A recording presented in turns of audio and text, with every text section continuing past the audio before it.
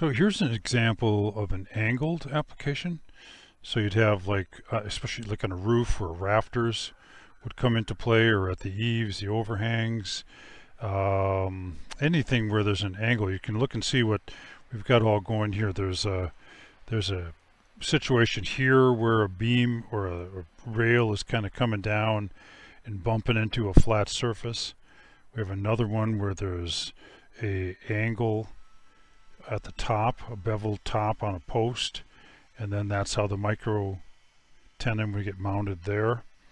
And then there's another one here. It's similar, only this would be where the angled portion is a basically a header that goes across, and then that angled, the header has an angle on it. So you're going through both. The micro tenon is right in here, and then the GRKs not only go through the angled header, but then they also go into the post itself. So those are just a couple examples on that.